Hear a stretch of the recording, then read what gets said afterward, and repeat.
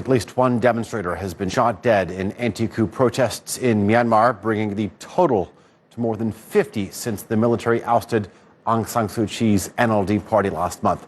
Right now, the United Nations Security Council is holding a closed-door session at its headquarters in New York to look into ways to return the country to democracy. In Myanmar itself, YouTube has taken down 5 television channels run by Myanmar's military from its platform after a violation of guidelines, while Facebook blocked all military pages last week. But what measures can be taken, if any, to force the general's hand? All right, joining me now is Kyaw Win. He's the founder and executive director of Burma Human Rights Network and joins us now from London. Kyaw, good to have you back on the program. The United Nations Security Council meeting right now behind closed doors.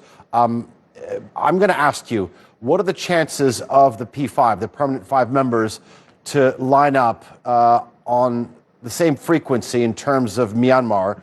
And even if they do, will it have any effect?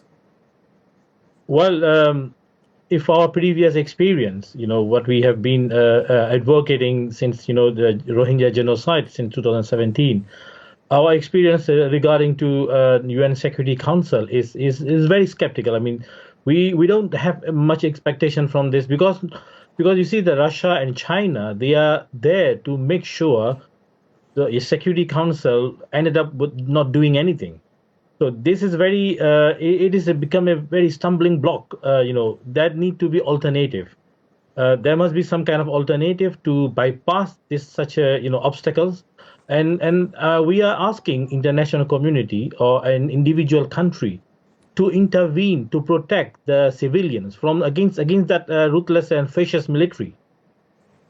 One of the things that we've recently found out with regards to the junta is that the military rulers attempted to take out about $1 billion from the U.S. Federal Reserve Bank.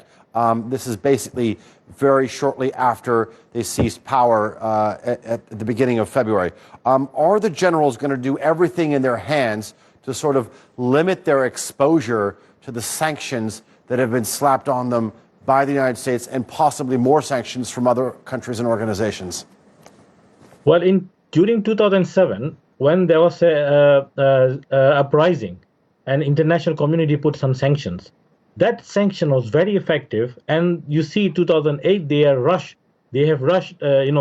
to pass the constitution. And 2010, there was a regime change. So I strongly advocate for the targeted sanction. And this targeted sanction should be on companies and businesses belongs to the military and their cronies. So you see, when the U.S. seized the money, and it is also start affecting, you can see that the tone Singapore has changed now. Singapore start, frustrating. It is not because Singapore love people of Burma. It is because they are also suffering. They are also going to lose some money. That's important. Let me ask you this. You say that these sanctions are effective, but I just read a comment from one of the junta commanders saying, our country has been slapped with sanctions before. We know how to deal with this. So we know how to make them suffer. That's my short answer. Okay.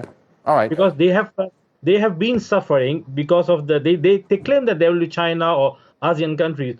That's not true, because the whole wall against these 2 countries cannot survive them. And look at Burma, their resources and their technologies, they are very backward. They are very much behind. They cannot survive this kind of sanction. Okay. One common thing that we're seeing is that the security forces of the country are continuing to murder, are continuing to kill indiscriminately. But one of the popular chants amongst the thousands of anti-coup demonstrators that are out on the streets is, we're not scared of you because you threaten us. I mean, if it isn't already, aren't we heading to a full-on collision? I mean, do you think that either side is going to be backing down? One of the things I can assure you that the people in Burma is fed up. Enough is enough. We have been suffering generation by generation and generation to generation, and this is not going to continue anymore. And you see that few days ago, they will be killing, using snipers against the young people, and it doesn't scare them. People are very resilient. So they are coming out. Next day, there are a lot of more people are coming out to the street. And they are still coming out to the street. They are willing to sacrifice their life. And international community this time need to do something very bold step to protect these civilians against that ruthless military and that ruthless military. Well, we'll see whether or not the United Nations Security Council will be taking those bold steps that you want very much. All right, Kyaw Win, live for us from London. Thank you very much. I do appreciate your analysis.